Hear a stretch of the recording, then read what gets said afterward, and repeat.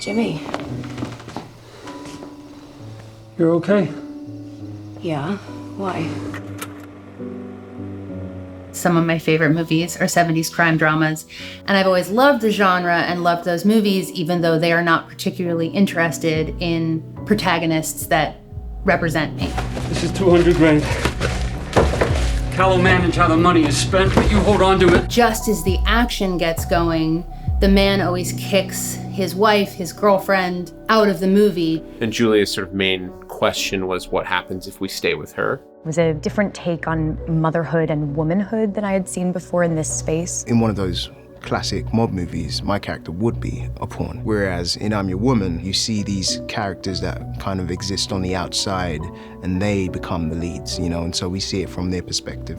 All Eddie said is he wouldn't be home tonight. I don't know what's going on, or who you are, or why any of this is happening. When we first meet Jean, we have a picture of a woman who is fairly comfortable in her life. Action! And then the whole world comes in the guise of Harry, this baby. Oh, she gonna say something?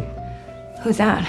Because of crimes that her husband commits, is forced out of her life with her child. Jean is kind of lost, very dependent, and then because of this thing she finds out about her husband, learns how to be independent, learns how to be a mom, learns how to be her own woman. And so the uncertainty and the pitfalls and the dangers of the crime world felt like an interesting place to put a woman who is also struggling with what it means to be a parent and a mother. And it was really fun to do that through classic set pieces from 70s crime dramas. Someone's following us.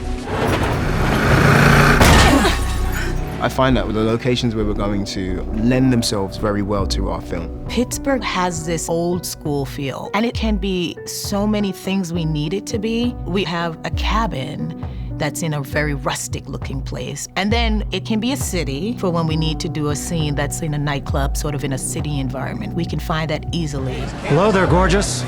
One.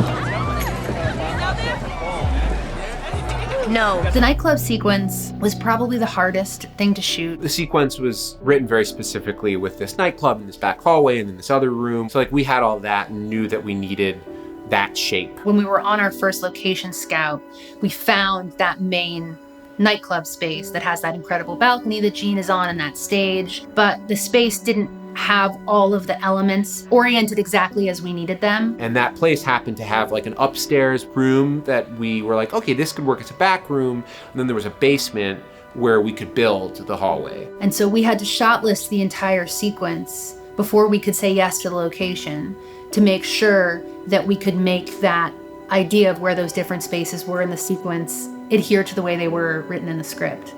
And we stuck to that shot list exactly. And the sequence is cut pretty much exactly as we had initially shot listed it when we first found the space. Why didn't you tell me? Eddie would keep me in the dark. Told me it was to protect me, just like you, just like Cal, but I don't believe it anymore. Is any of this real, or are you just like the rest of them?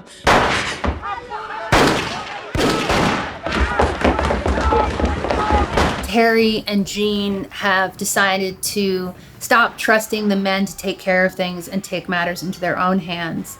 And this is a club that Eddie probably spent a lot of time in, but always kept Jean away from it. Jean's never been here. He was hiding this whole other life from her, and so now she's seeing what this world is really like with her own eyes, and it is full of lies and danger, and this whole sequence was really challenging to shoot for so many reasons, not the least of which is that anytime you're doing stunt work with your lead actors and a whole bunch of background actors, you know, you just have to be incredibly vigilant and incredibly patient. You can't rush. You have to take your time with things. You have to get things right. The reason we wanted to put Jean in a phone booth is because we just wanted to show the visual metaphor of this box that she's been put in by the men in her life and the people in her life, and how this is the moment that she finally decides, instead of watching everything happen from the box, you know, she's going to run out into it herself. This is one take, and this is Rachel and a whole bunch of background actors. We rehearsed extensively with our stunt people, and Bryce, our DP, is operating the camera here, and it's pretty extraordinary to me, the dance that Bryce and Rachel do through this sea of background actors.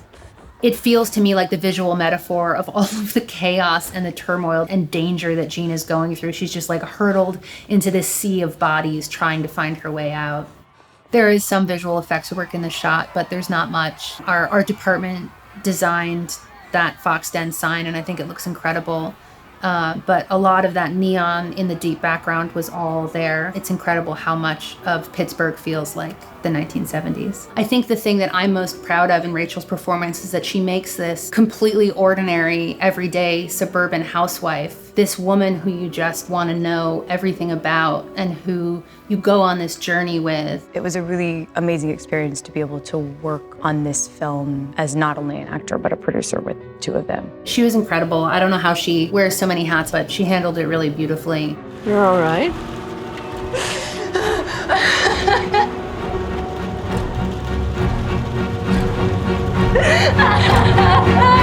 I'm Your Woman felt so refreshing. We're making a film in the 1970s and focusing on having a female lead. It felt like a brand new perspective. It's directed and written by a woman, centering a woman, and I loved that this movie took pieces of those movies that I recognized and was familiar with, but took it in a completely new direction.